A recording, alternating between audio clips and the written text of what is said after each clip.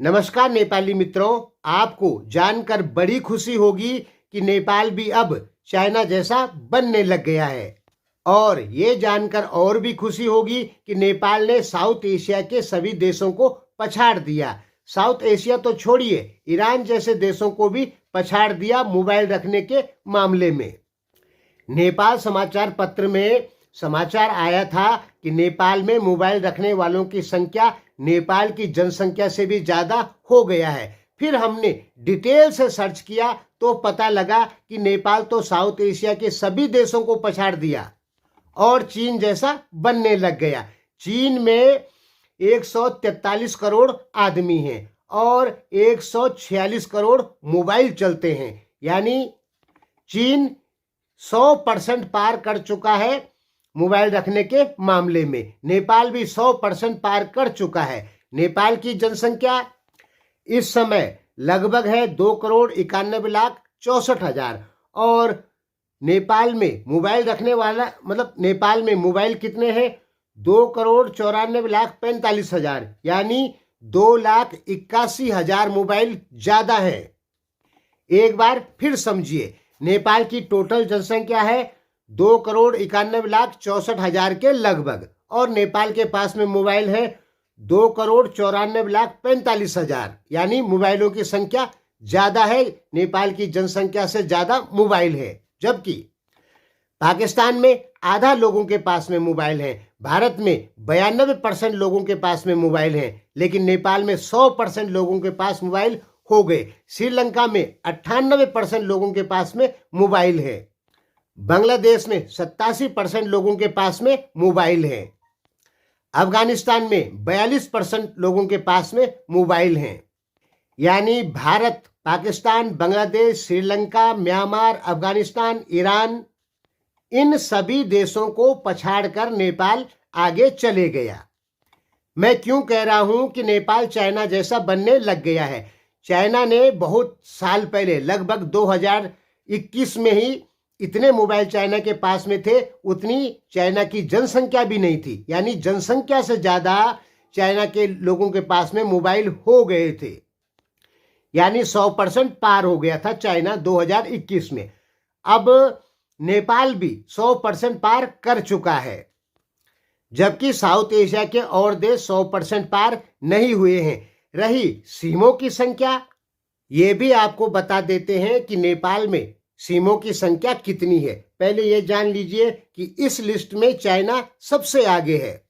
चीन के पास में 1,61 करोड़ सिम है। दूसरा नंबर है भारत का। भारत के पास में 1,51 करोड़ सिम है।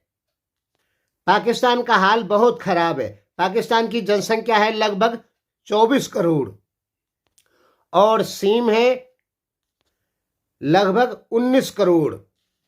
नेपाल में सिमों की संख्या विकिपीडिया के अनुसार 3,41,00,000 बता रहा है। क्या है ना दोस्तों कि बहुत सारे लोग दो दो सिम भी यूज करते हैं। इसीलिए तो मैं कह रहा हूं कि नेपाल भी चाइना जैसे बनने लग गया है। चाइना ने सबसे पहले पार किया 100% जनसंख्या जिनके पास मोबाइल हो। नेपाल ने भी पार कर दिया 100% जनसंख्या जिनके पास मोबाइल हो। अब किसी के पास 2 मोबाइल हैं, किसी के पास नहीं है, वो बात अलग है। लेकिन अगर बराबर बांटा जाए तो नेपाल की 100% जनसंख्या के पास में मोबाइल है।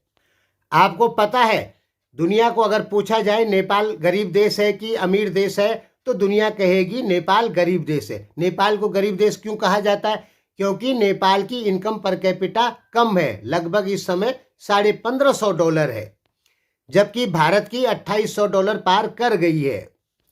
यानी दुनिया नेपाल को गरीब देश के नाम से जानती है। लेकिन नेपालियों को अगर ढंग से देखा जाए तो उनका रहन सहन जो है, खाना पीना, शौक मिजाज जो है, वो गरीबों जैसा बिल्कुल नहीं दिखता है।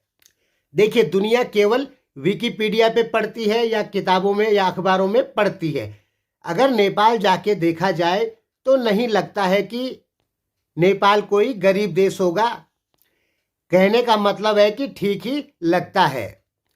देखिए, चाइना नेपाल में पूरी तरीके से घुस चुका है, तो उसका कुछ न कुछ असर नेपाल पर जरूर आएगा। अभी आप नेपाल को देखेंगे, नेपाल में जितने भी प्रोजेक्टों पे काम हो रहा है, अगर ये प्रोजेक्ट सभी पूरे हो गए 2035 तक, तो ये अपने दिमाग में अच्छे से बिठा लीजिए कि नेपाल तब विकसित देशों की श्रेणी में आ जाएगा। इतने प्रोजेक्टों पर नेपाल में काम हो रहा है।